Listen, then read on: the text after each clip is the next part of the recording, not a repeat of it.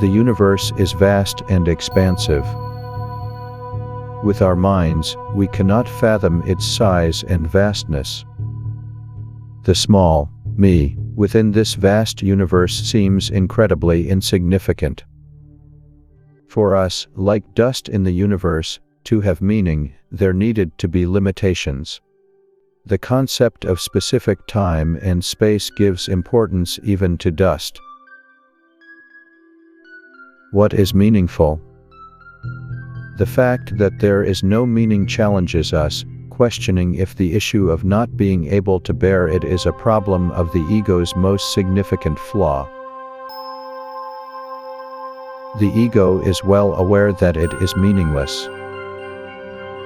To package meaninglessness, it uses self-esteem as a weapon and retreats into self-esteem.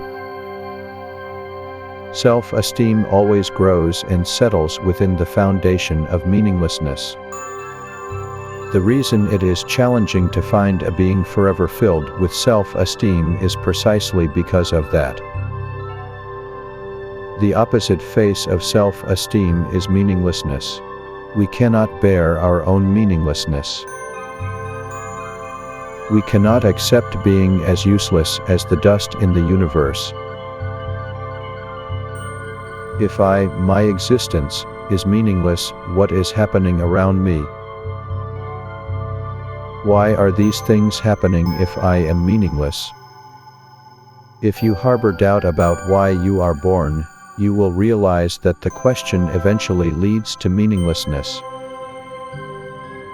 The preciousness of existence, the value of a predetermined life, is a poignant attempt to justify meaninglessness to oneself.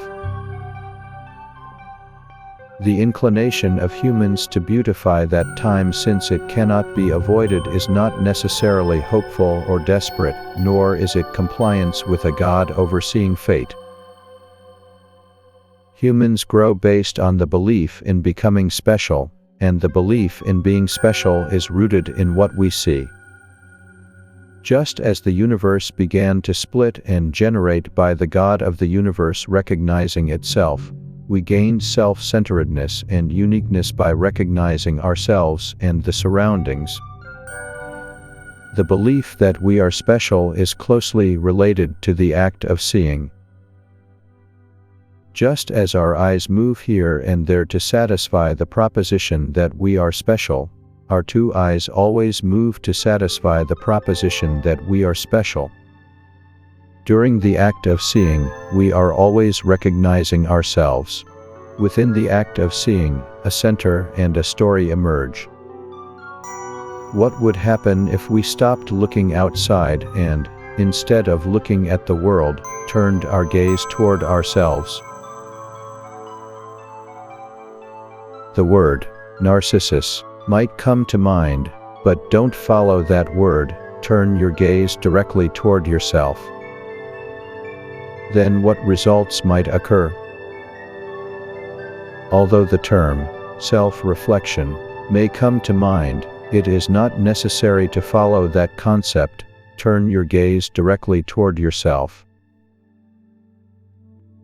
Then what would happen to that sense of vividness? If you stop looking outside and turn your gaze toward yourself, what happens to the sense of vividness within yourself? It may be difficult to convey in words, but what is vivid within yourself?